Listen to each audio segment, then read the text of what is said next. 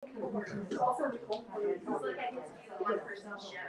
You know, I always feel like I shouldn't have to write anything down for the review now because we've done an event with her at least once a year, sometimes twice a year, since we opened because, as many of you may know, I stalked Ellen before we even opened the store. Yes. She was appearing at a winery 6 months before we opened, and I said, hello, I am opening a bookstore. We will be selling wine, and you would be perfect. And so she was our first author guest at one more page before actually our doors were even opened. You should be pallets of books on or shrink wrap because Arlington, something was a sprinkler. Oh, and the water fountain. Yeah, The curbing. Yeah, yes, the curve. Curbing. Yes, it was So just, we had it next door in the party room. yes, yes. Oh, that's right. Yeah. Yeah, the condo party. And now, Ellen is out with Bitter Roots, which is the 12th book in her Wine Country Mystery series, which started with Merlot Murders, which we just were discussing to see if we could track down copies of that because it is a rare book that is sometimes in and out of stock, and we did find it. So, Did you? yes, we did. Okay. Yes, that's one I had. And in the middle of writing 12 books for the Virginia Wine Country Mystery series, she also wrote the 2 Sophie Medina mysteries. Oh. Sophie Medina, the international photojournalist, which we have those, and love that as well. And maybe she'll tell us if she's going to be doing anything more with Sophie. But I love that Publishers Weekly described Bitter Roots as compulsively readable vino-themed mystery, which I think could be its own category, a vino-themed mystery. We all would enjoy that. Yes. Ellen was a freelance journalist before she started writing, and her first book, Moscow Nights, reflected her experiences when she was a journalist in Moscow. That book is firmly out of print. I have a copy. Oh, no, it's back in print too? Yeah. Okay. Let me know. Okay. Somehow between writing 2 series and taking care of her family, she is also in the Mystery Writers of America, Sisters in Crime, International Thriller Writers, and she is on the advisory board for the Virginia Book Festival. And as I said, continues to write just voraciously, and we are so thankful for that. So please join me in welcoming Ellen Crosby. It's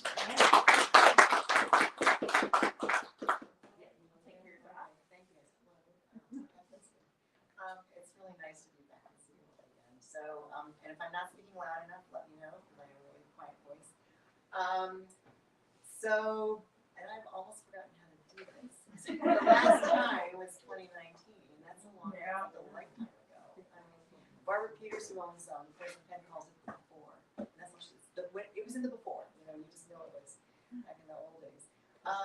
So this is the first book that I wrote totally during quarantine. And usually I go out, I interview people, I need to go places. I like to, you know, I get a lot of energy off of being in the place where I'm writing. Especially like even just going to a vineyard and being there at the time when the book is set.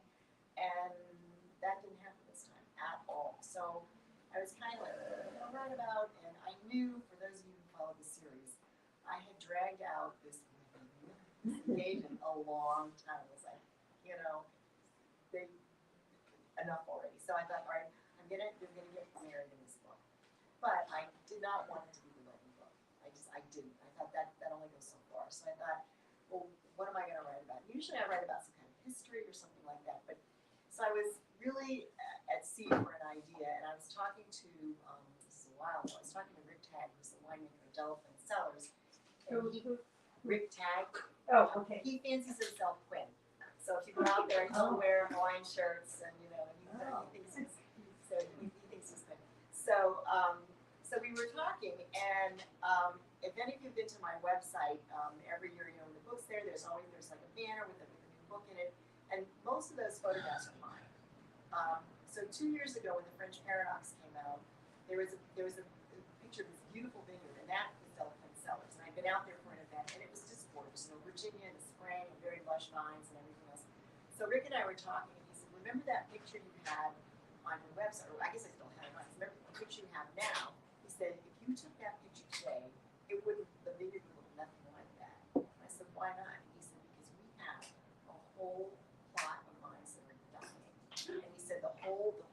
section, he said, they're just dead. The And I said, reality. yeah. Reality. And I said, so I said, oh my gosh, I said, what happened? And he said, we're pretty sure that the grower sold us vines that they couldn't guarantee were okay. And, 3 years into the whole thing, he said, you're buying. And he said, I could kill someone.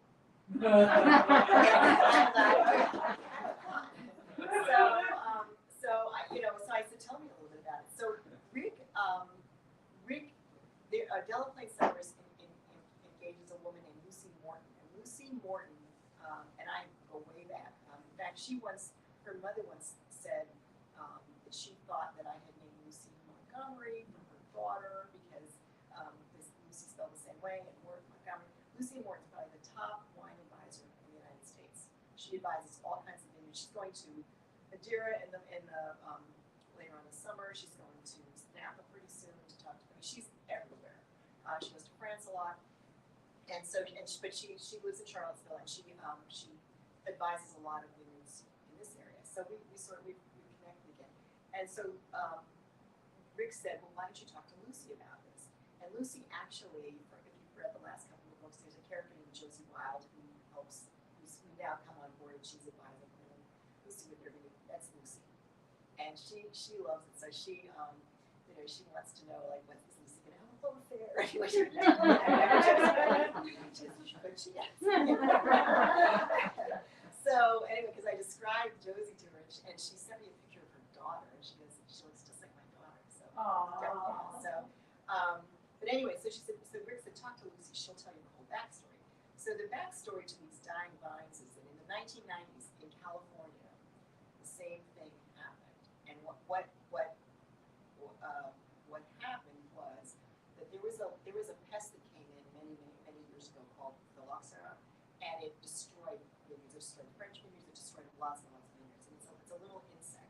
And so the only way that they could get rid of this pest was it specifically went after like the Merlot and all the noble French grapes, all the very, very delicate vines.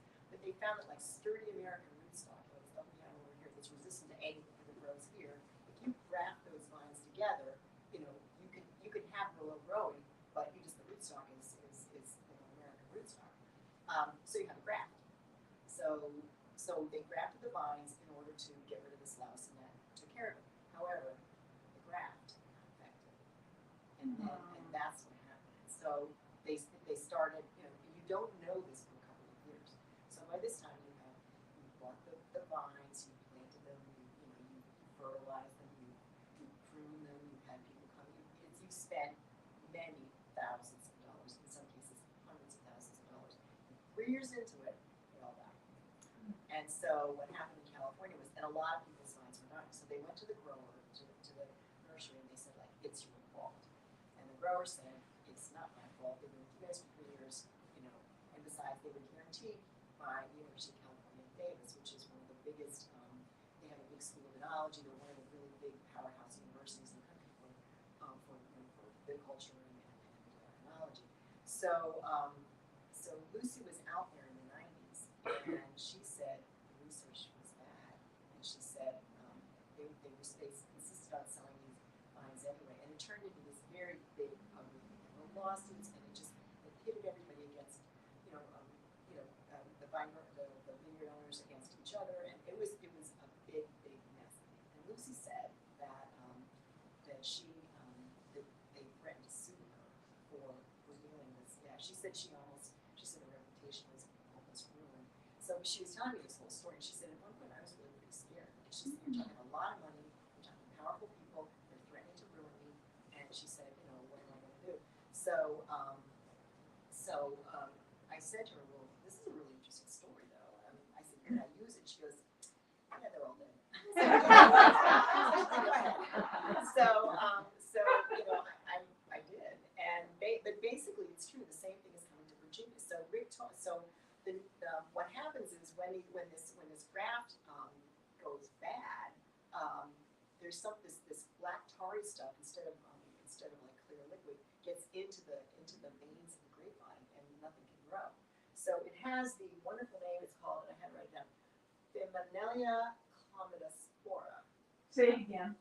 Bimanelia chlamydospora, and Lucy calls it black goo.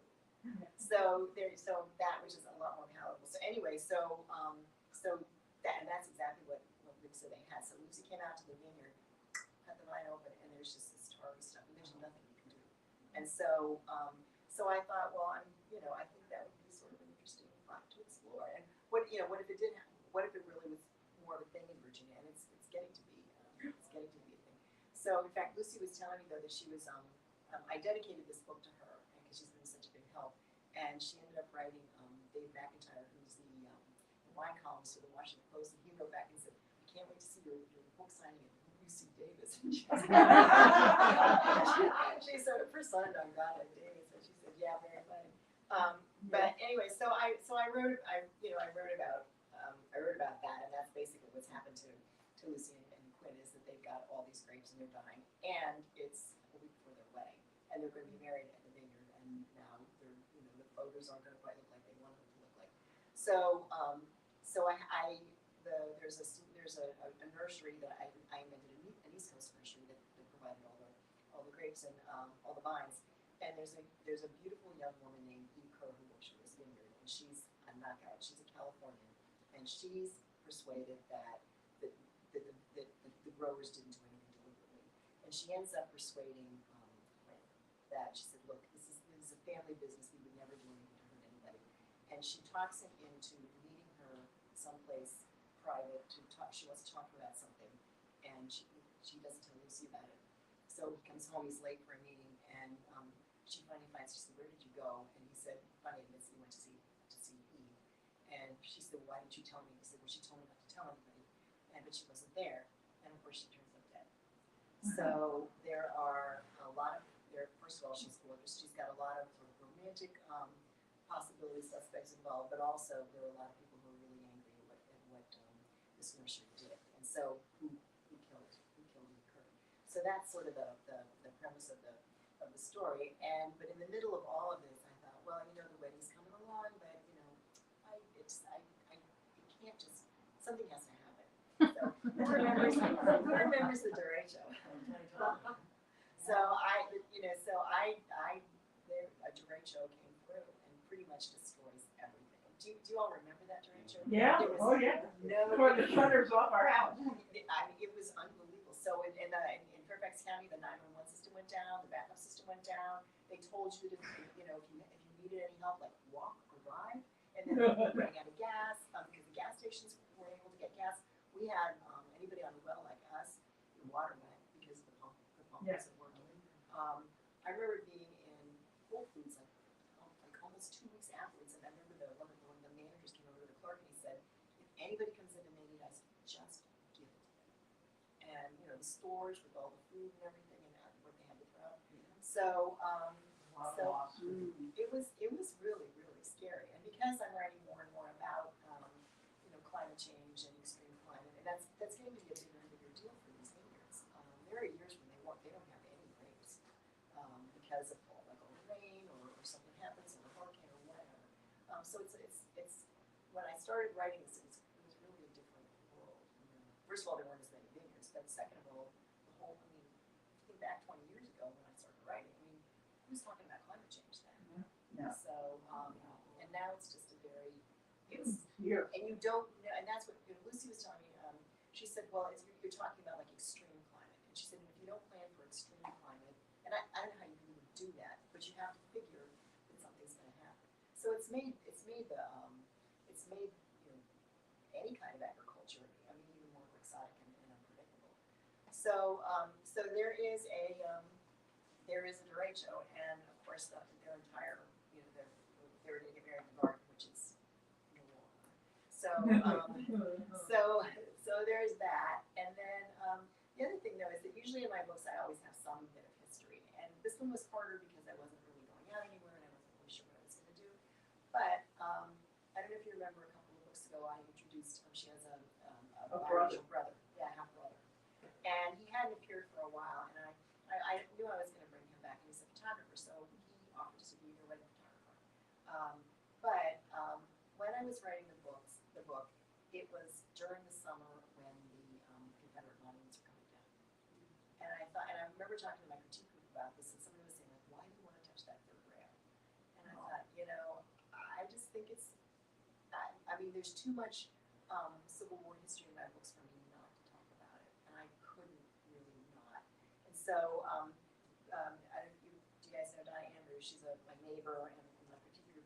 She had a friend who went to school with her in Yorktown, named Brian Rose, who's a photographer now in New York City. And he went down and photographed all the monuments when they were being, before they came down. Oh, yeah, right. He did a crowdfunding Kickstarter project, and right when I was writing this, and so Donna funded him, I funded him, so he went down and did this. So the book has come out since then. I have the book, but it's huge. So I just brought this tonight. But so I thought her brother might be involved in photographing the Confederate monuments as they come down. So I did bring that element of the history into the book, and that was a really hard part to write because I don't even, for the longest time I was like, well, how do I feel about it? And I don't even know how I feel about it. I don't know how Lucy feels about it, So I mean, if it were that simple, it's not. It's just not a simple matter. She's a Southerner, and a number of books ago, I made one throwaway statement that her family had slaves. So I got to live with that, right? So they had slaves. So how do you reconcile all of that? And actually, what happened was my husband, who is he has a grandmother who was Russian, grandmother who was Ukrainian, and grandmother who was Russian. His uncle was a French diplomat, and basically he spent some time in Moscow like we did. But Andrea was telling me that when the fall of the Soviet Union, they didn't know what to do with all the statues of Lenin and Stalin and all the communist leaders and everything. And they were getting pulled down too. And we had left by then. But they were basically dumping them in a park right along the Moscow River. And they ended up calling it the Park of Fallen Monuments. And so they've left them there, and like there's one where Lenin's nose is kind of, half off. And but they've also since then put in all these other statues, like they put in their fairy tales and and there's just a lot of other sculpture that's in there, and there's hundreds of statues now. So they've lost sort of their potency, I think, in this park. And people go there now and they have they skateboard, they do yoga, they take picnics, and so next to a statue of Lenin and his nose blown off. And so I don't know if that something like that's the answer. What do we do? Do we put something in the plinth that used to be there? I mean, when we drove down to the Virginia Book Festival a couple of weeks ago, we drove by the statue of Lewis and Clark, and it's gone. And I made some comment about that. Somebody said because of the way they treated Sacagawea and Indians. So what do there's just a big empty plinth right there. So what are you going to do with all of that? So I explored that a little bit and didn't have any answers, but I just felt it was something that I really needed to talk about. So that sort of sets up. That's sort of the whole setup for the story and what happens. And I mean, and in the end, I mean, Lucy, she knows that Quinn didn't betray her in any way, but she still has to deal with feelings of sort of jealousy and anxiety with the wedding coming up, as one does, and then with the whole, with the garden and blooms, and she'd always wanted the wedding, and in the end, she realizes it's not about the dress and it's just about who you love and the people who are there, and it's about spending your life with somebody you really love. So that was and then there's a murder in there too, a killer on loose. Just like there always is. So that's it. But does anybody have anyone ask me anything about? Yeah. In your book, and I have to say, I was allowed to buy it before the release date. I hope that doesn't get anybody in trouble. No. But anyway, I'm about halfway through, and I haven't seen the ratio yet, but we lived through it, so you know what that's like. But earlier on, when Lucy is talking with her half brother, and he's talking about the Civil War monuments. In your book, you say there are more Civil War monuments or memorials or statues than any other Confederate state. In Virginia, in Virginia. And I grew up in Virginia, in Northern Virginia, and I did not know that. So is that an actual fact? It is. And you had to do the research on No, it? there's actually a book about statutes Oh. that says on the front, Virginia's, I mean, we just, Virginia but and- most of the Civil War was fought in Virginia. I mean, there's a saying, I heard a while ago, something like, Gettysburg was 4 bad days, Virginia was 4 bad years. Yeah, okay. So that's an actual fact, that there was more monuments The whole set Civil up in War is Virginia after the Civil War, and much after Mhm. the Civil War, as you say in the book. Yeah. In the 1890s and Right. 1900s, 1920s. So I did not know that. I mean, Yeah. I They knew weren't to commemorate the Alexandria war. had- Yeah, they weren't to commemorate the war. They felt they were sort of the beginning of Jim Crow and everything else. They were there to sort of remind people, the lost cause wasn't really lost after all. yeah, And, that's the whole romanticism of it. And the one thing, I mean, I really had to go back and think because I wrote one book about a reenactment. And I knew nothing, I never heard of reenactments, but I went down to the Battle of Newmarket and they had a huge, massive reenactment of that battle. And the pictures I have to this day, you think they were doing it in the 1860s. But, so I spent some time at the tents of, especially a lot of local Southerners. I said, like, what do you want me to take away from this? And one of the men said, please don't make us have any nutcases. He said, we believe in historians. So they, and they bring their kids, and it's kind of like a family event, an outing. They go from the beginning, they really study the history, and they want this to be historically accurate. But the guy said, well, everybody wants to be Confederate because we're more romantic, and we're the gentlemen. And so, it's such a complicated story. It's such a complicated story, and I don't know. I mean, just even sort of like throwing it out there was I sort of laying some gasoline on fire and walking away, but I still felt that I had to talk about it because it happened. And out of all my books, whatever is going on in my life seems to sort of insinuate itself. If I read a book, I can tell you something that's going on in my life at the time. Okay. Well, thank you. I mean, that was something I did not know. Yeah. And, I wrote Harvest of Secrets, I think it was, during the Charlottesville riots. Oh. yeah. Because it was about the Quakers and pacifism and all that stuff. And it wasn't, the riots didn't make me into just the conversation about, those issues and whether you want to, how you want to remember the Civil War and, who gets to write the history, the victors, write the history. How does that work?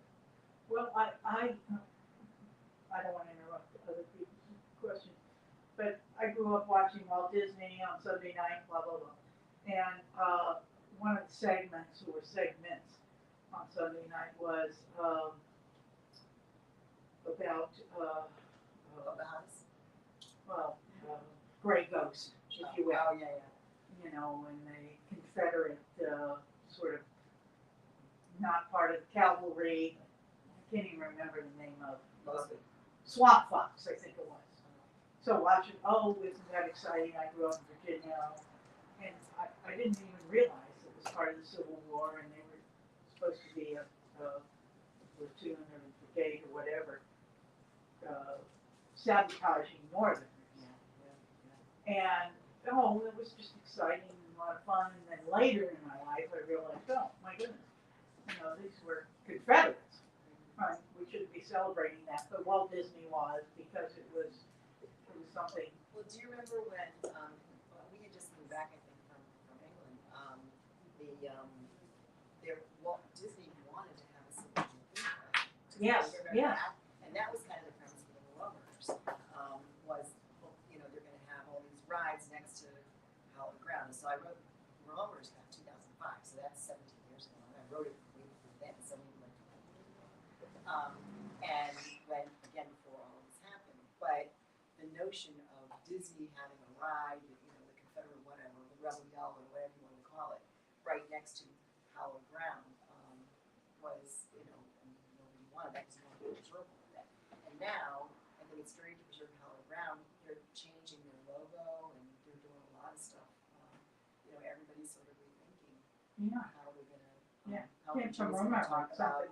Yeah, and then look at just look at what's going on with the whole thing in our schools and our government trays. Oh. What are we going to teach? I mean, my kids told me, and I didn't not know this, until, you know, I didn't know this happened while they were there, that the Civil War was about states' rights. Well, And it was not about slavery, and that's what they were taught. I was like, well, when I was growing up in grade school, we were supposed to know who General Robert E. Lee's horse's name. And I got it wrong on his test. What was his horse's name? Well, I don't know. I got it wrong. I thought it was Big Gray or Old Gray or something like that, and it was wrong. That's gonna bother me. But I mean, I was in first grade, and Yeah. I got that wrong, and my parents, who were from the Midwest, had absolutely nothing to do with the Civil War, and they were quite disgusted that I actually, you know, was asked that on a question. You know, we're in Northern Virginia, how could they continue to commemorate General Robert E. Lee and his great horse? Well, the reenactment book that I wrote was based on the Battle of Ball's Bluff, and I was when I wrote that, there was the little museum in Leesburg, the little log cabin. Has anybody ever been there? That sweet little log cabin. So I stopped at the museum, and the educational person from the museum had come back from school. So he said, "Come on, I've got to unpack some stuff. Come on with me." So we went into the log cabin. It's pouring rain. He's in a Confederate uniform. Yeah. He's just come from school, and you know, and we're talking and everything else. And I said, "Well, you know, I think I'd like to write about that." And he said, "Well, what about the Battle of Ball's Bluff?" And I said, "What about it?" I'd never heard of it. And so I learned all about Ball's Bluff, went out to the park and everything else. And one of the things that I learned was that this was the battle where, when the Union, they had to climb that embankment, and then the Southerners just picked them off, and then they went down, and then all these bodies of blue floated down the Potomac, past everybody in Washington, who were so horrified to see Union soldiers dead in the Potomac, and the Confederates had done this. But after that, Congress got the brilliant idea that they should micromanage the war, and that's how that started. It was like, well, you know, they're not doing a very good job. We're going to get involved. And so after the Battle of Ball's Bluff, that's when Congress decided it was a good idea for them to micromanage the military. So, and they said that prolonged the war by several years. So there's just, you know, there's so much fascinating history, but how we reconcile it and deal with it, and you know what we do and where we, how we, you know, how we pass it on to our kids or don't pass it on to our kids, and what we tell them. I think is a really interesting discussion. And to try to have it in a non-inflammatory way right now, I think is really A learning rather than. So yeah. So anybody else? Yes. Two things. First, the horse's name was Traveler. That's it. I was gonna say that. And I'm from New Jersey. Okay. Why do I know that? Well done. The other question, getting back to Eileen's introduction, have you thought about a Sophie Medina? Have you been able to Oh, please. think about that? Actually, the next one, I'm turning the next one in September to my editor. It's called, Oh, those are two great books. I love them. thank you. So far, it's called Blow Up. Called what? Blow Up. Oh, It was a movie. that was a movie. I know it was. I know. I've talked to several people about that. Reminded me. Yet it was originally called Blow Out, and then that's a movie too. So, Are they going to allow you to use that? titles Oh, are you don't know yet? copyrighted. Okay. Yeah, you know, if you look up a book, sometimes like, you know, I don't know about time or whatever there. I mean, if you look that up, if you go on Amazon, sorry. If you go on, you know, the Library of Congress, if you look up, you know, books in databases, don't you know, like there Bitter Roots, there are other books called Bitter Roots. Oh, okay. Yeah, I mean, what you don't want to do is have one coming out at the same time, or Yeah. although you don't always know. Yeah, so it's not copyrighted. Do publishers talk to each other about titles? Do they? No. Oh, they don't? No, they do not. They're very proprietary. When I was Okay. with Simon and Schuster, Scribner was my hardcover publisher, and Pocket, it's now Gallery, was my paperback, and they were both in the building at Rockefeller Center, and they were a couple floors apart. They don't talk to each other. And they're the same parent, you know, they're the same parent company. They're all Simon and Schuster. No. So, for example, when Too cutthroat? they compete. Oh, So, yeah. so when the V&A Vendetta came out, V&A is a big wine in Virginia, and I put it in there. And so the editor, the senior editor of the woman who runs everything,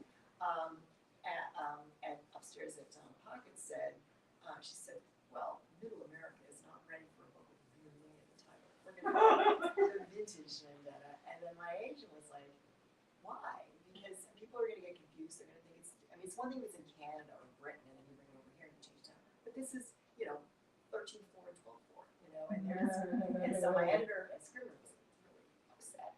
And they had no control over it because they sold the rights to Pocket. And so Pocket just said, we're done. So, and to this day. That's why the name is. Yeah. So then, after they all came out, they were kind of letting me go out of print. So my agent went to Scribner and said, "No, the rights back." So what they did is they had to let everything.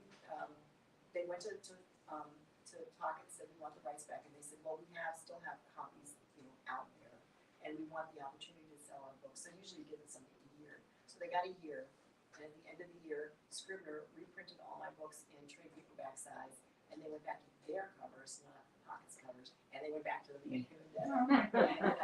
So it's sort of a mess. And now, for example, then my new publisher, now that I'm writing the Sophie books, my agent went to Simon & Schuster again, Mrs. Scribner, and said, could we have the rights to the 2 Sophie books because we're not doing anything with them? And they said, sure.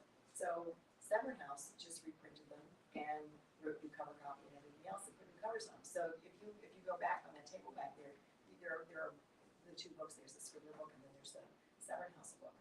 So, but as somebody always said, no one, you guys don't care who my publisher is. You don't read because that's a Scribner book or that's a Minotaur book or whatever. You read because it's my book. But the authors have to deal with all this stuff. But do the authors actually benefit from any of these publishers' machinations about who publishes what and what the cover looks like? Do you benefit or? Well, basically, I'm the author. I write the books, and so what you want is you get an editor who's going to help you, but you want to write the book, and so let them do what they do. So let them do the marketing. Let them do the you have an agent who runs interference on the contract and talks to them when they need to be. So you've got all these people who get on the subway in the morning and go into they used to go to work, and now they're all working from home. And and they make a book, and that's their job. So you sort of let them do their job. And I've had almost every title I've chosen has stayed. I had Susan Waldo, who was the president of Scribner, did not like my title for the Bordeaux Betrayal, and I had something else, and because in the States, Bordeaux is Cabernet Sauvignon, so I had something with the C, and she said, no, you just had Chardonnay, and they wanted alliterative titles, which I did not like. No. But she said, we're going to call it the Bordeaux Betrayal, and I said, well, that's the French name. She goes, it works. So they did, and the only time I think I ever got, and I may have told this, I probably knows the story, but when you get the cover, all of a sudden they do this big reveal. It's like, well, we have your cover, and we hope you love it. We love it. What do you think? And the answer is, I love it. That's the answer. That's the only answer, right? So sometimes they'll give you a couple of choices, and I think I got a couple of choices for French Paradox with my publisher, and I chose, and they're now in England. So like for this book, for example, I said, it needs the Blue Ridge Mountains need to be in there because it was all flat, and I said, no, you got to put the mountains in. So they did that.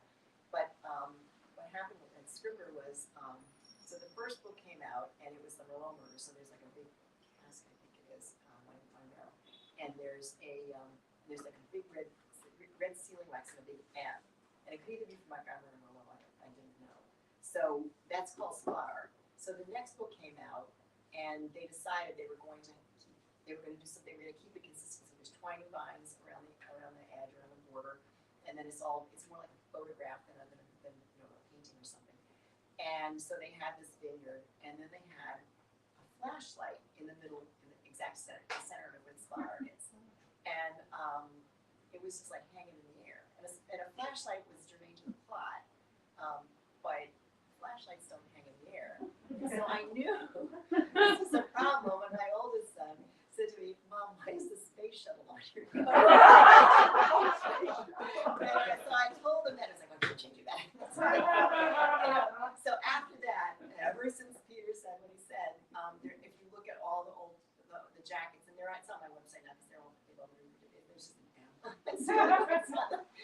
So it's got to be from Montgomery. But so I had some say there. But and then Barbara Peters was telling me the other day. She said, "I'm really confused." She said that the vines that are dying in your book are Cabernet Franc. She said, "Is that a white wine?" I said, "No, it's red." She goes, "Well, your glass is white." I was like, I mean, so it just, you know, sometimes it's been red, sometimes it's been white, sometimes it's been the right wine, but sometimes it's been not. I hadn't even thought of that when I was reading it. The paperback covers, that's a really interesting story. So again, I was with Gallery and I had a new editor there, the editorial director, and she loved my book. She was very romantic. In fact, she actually edited the 2 Sophie books because my editor at Scribner had gotten fired and let go. And she ended up in heavy business. But there wasn't anybody really at Scribner who was able to edit the books.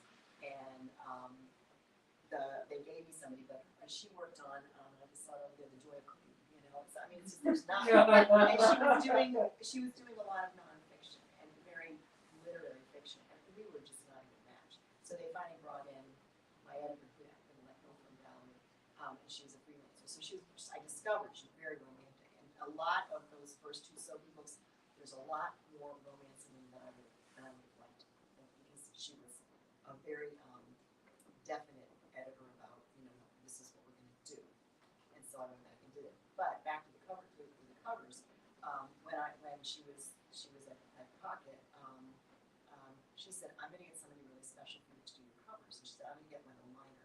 And I didn't know anything about Wendell at the time, but he is a wonderful artist, and he reads all the books, and then he designs the covers. And so there was one point where I asked about one, and I said, "Well, why do they do this?" And then they wrote me back and said, "Because the artist read the book, and because of this, and this." And I was like, okay.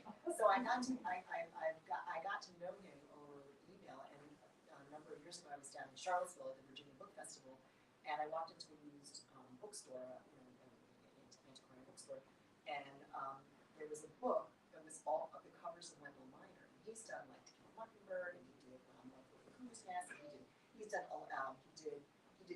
covers for Mary Higgins Clark, and they were paintings. So, and Mary bought the paintings for her early books. So he has quite a storied history. He's got exhibits everywhere, but he's really a very well-known artist.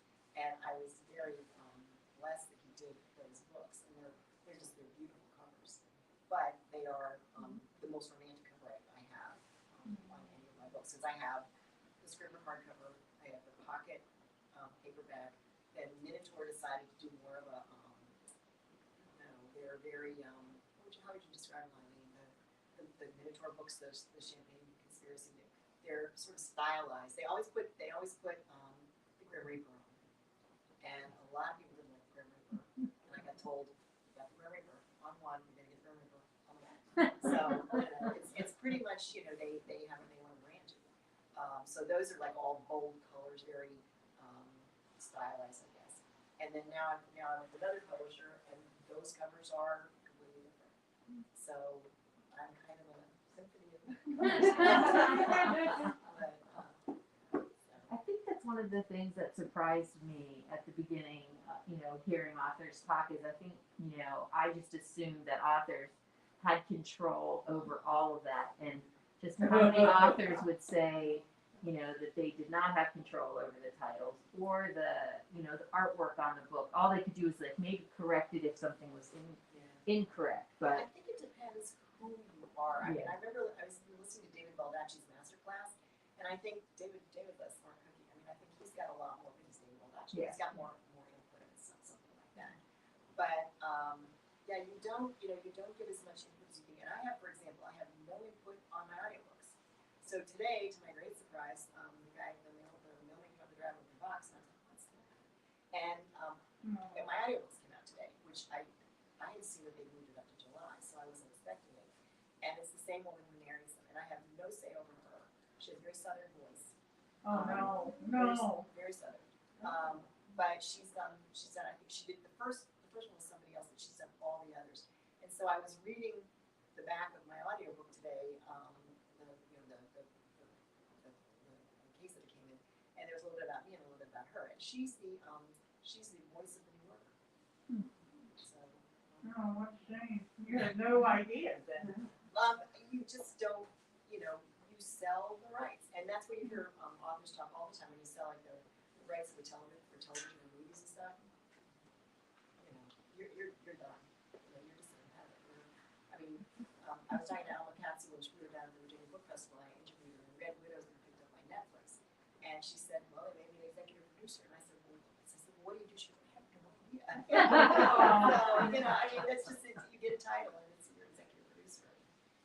Your name shows up on the screen or whatever. Yeah. Well, that brings up, last night, the Ken Burns, Oh, yeah. Benjamin Franklin was I on. would be home watching that if I were Yeah, well, it's on tonight, I know, starting we at take- 10, the second part. We take- But anyway, because he has reserved his rights to everything he does. Yeah. And he sells to PBS. They can't change anything, they can't He suggest talks anything. about that in his master class as well, that, Yeah. that he had this decision what to do, Yeah. and he chose to go with PBS because he's, And he always has the accompanying book that goes along with whatever the documentary is. And he has all rights, but that must be few and far between. well, there aren't too many Ken Burns out there. Yeah. So we're gonna be getting on paperback? Severin House does a hardcover and then they do a paperback, and they also do large print.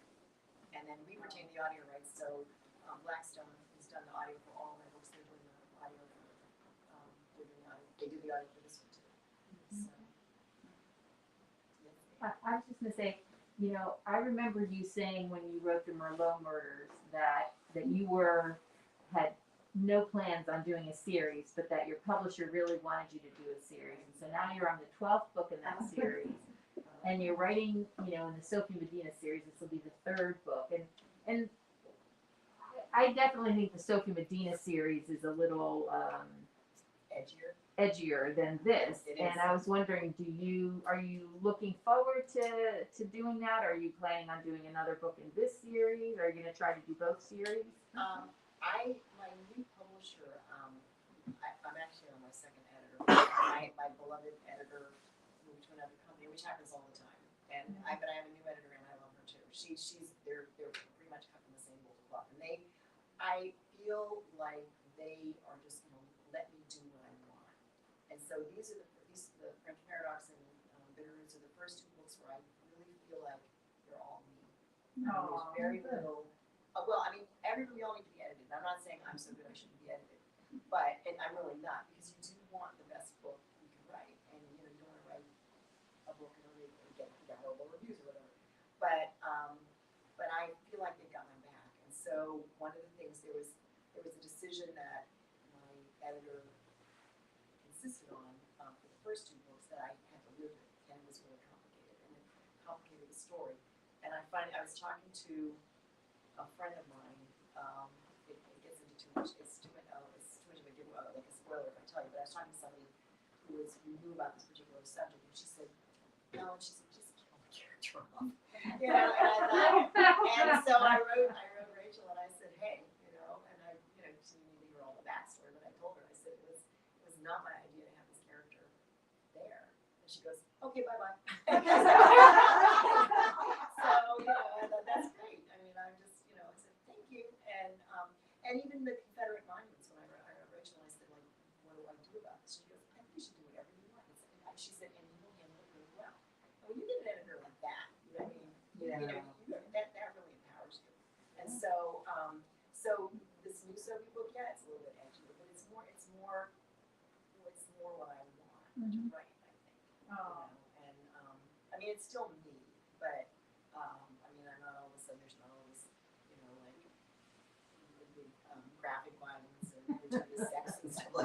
I don't do that, you know. I think I told you guys the story that, my parents live in an assisted living home in California.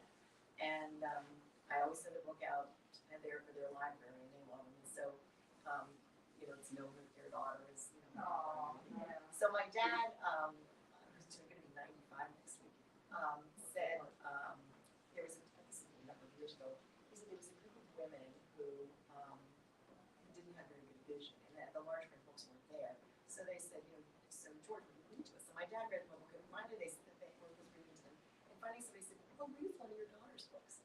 And so my dad, so he looked at me and goes, there is sex in your books. And I said, Dad, there's not that much, you got 3 grandchildren, I mean, come on.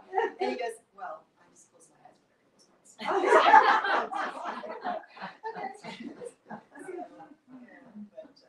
So I said, so he got the new one last night, he goes, I think I liked your other one better.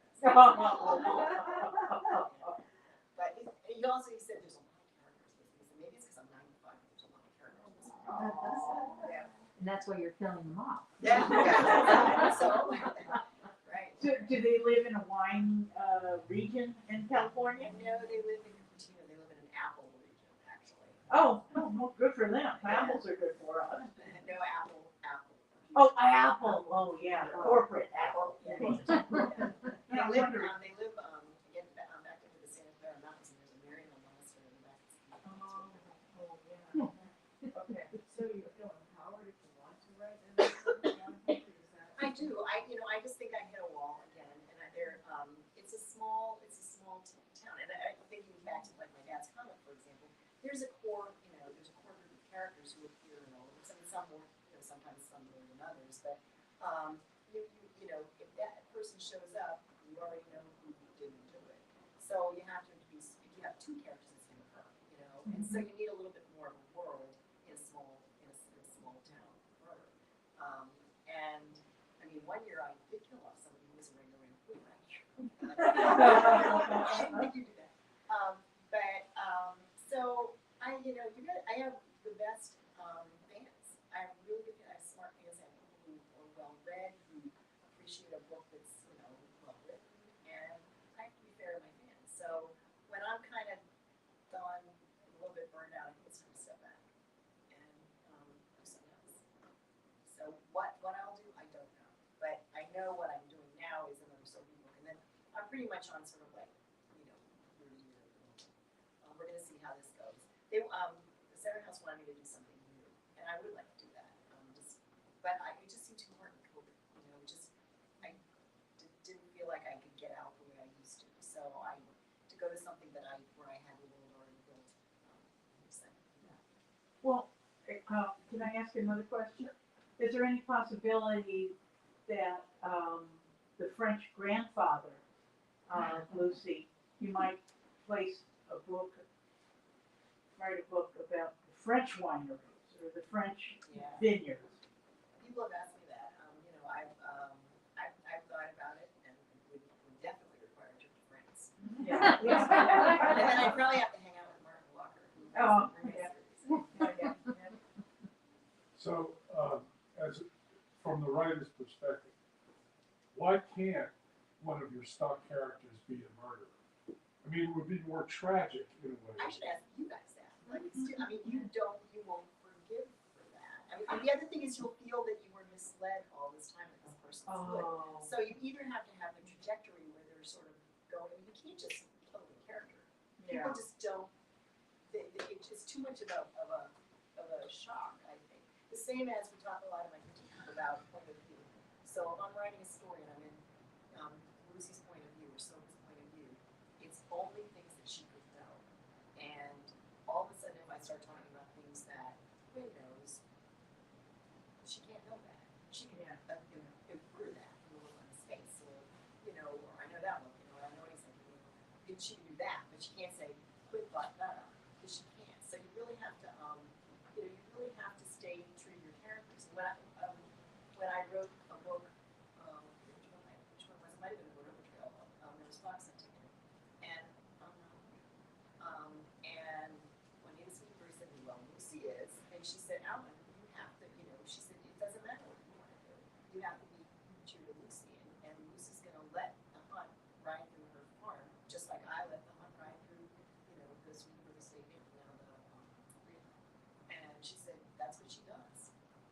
she said, and if you don't, and there was, I forget what her name is, she used to be with, she did the makeup for, Urban Decay makeup. Sandy Lerner, who's very, has a beautiful farm. She owned Percent Tavern.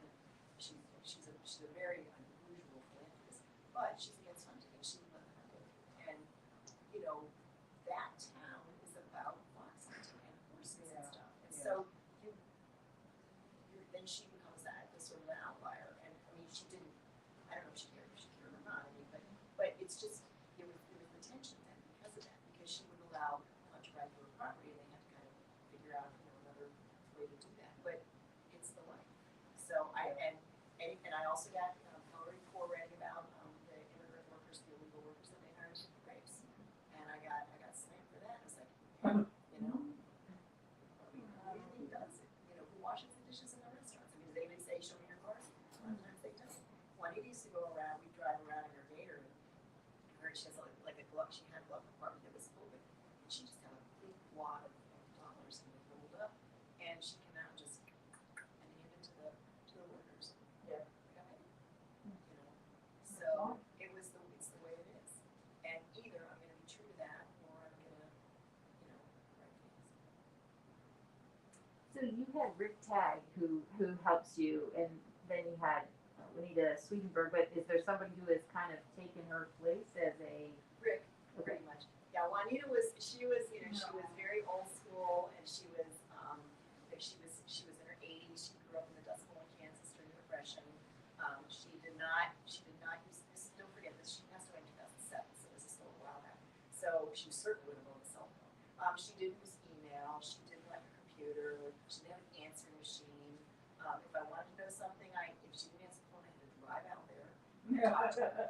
And she was very old school. So after she passed away, when Rick offered to help me, Rick would text me and and do all this cool stuff. Like he'd be like, "All right, I'll track you." And it's like, then don't be careful. So he'd say things while I was operating dangerous equipment. But he wanted me to have a totally different view. So they were building Barrel in those days, which is now. So he brought me out there when they were building it and taught me sort of pretty much literally from the ground up. I mean, we were stepping on like from mud holes and on planks and everything else when they were building it. So I've been really lucky. And then to have such good advisors. And Rick reads a lot. He reads extensively. And so we'll be talking about something and he'll go, "Oh, that makes me think about this." And so he's pulled in a lot of things that are other than wine to our conversation. And he's just been the perfect, foil. I mean, we're actually going to be doing an event together. We were just talking about it today at Slater Run, which is out. It's the vineyard that's across from Goose Creek. And so Lucy Morton is one of their advisors, and she's also Delta Plains advisor. So Lucy's coming, Rick's coming, and I'm coming, and they're gonna Karen Slater's gonna interview us all, and we're gonna talk about Black Goo. And Lucy wants to talk about Black Goo. No, but And when is that? April 23rd. Oh, okay. I haven't. It's not even on my website yet because we haven't. We're still just working it all out. But it should be fun. And Lucy wants to bring her dog, and she said, what did she call him?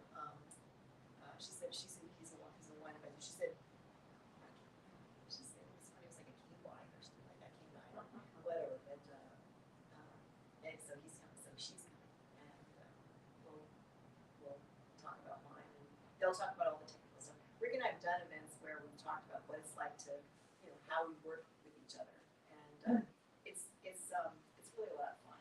We have a really good relationship. Oh, that's great. Yeah, he's become very dear friend.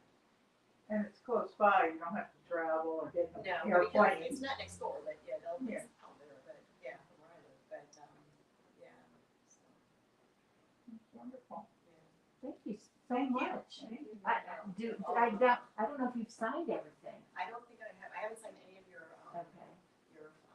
It's Well, thank you very much. Yeah, I was gonna say, if you have questions, I'm more than happy to, keep answering. Yes, yeah. Oh, yeah. It's right on Goose Creek Bridge. It's right across from Crenshaw Road, which is Slater Run. It's just outside of it. Look it up. Okay. Yeah, all those places are real. What is with the inn? The inn is based on Auberge François. Yes, she was. I wondered what. Yeah. because, anytime there's a place where something bad happens or something goes wrong, I've invented it. If it's a real place, if it's, they're having lunch or whatever, I'll make like the kind of giddy up or the bakery or whatever. Those are there's cookies and coffee and stuff. So it's not, I would never want to do anything to have anything bad happen in a real place. Oh, yeah. Too much liability there.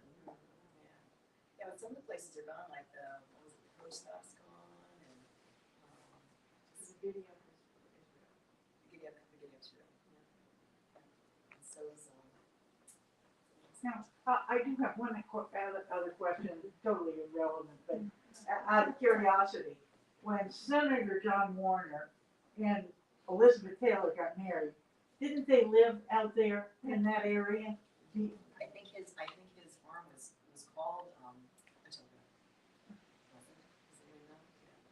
Yeah. I think so. Yeah. But they had fairly big estate, right, with horses and so forth.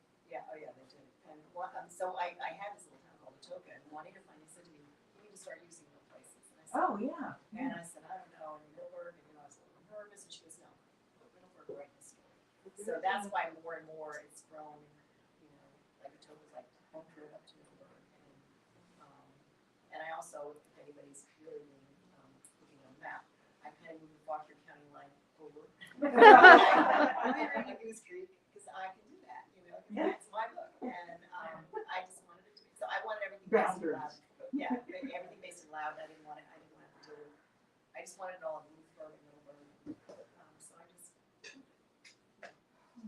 Ellen, wave to the people who are watching you. Thank you all for joining us here online.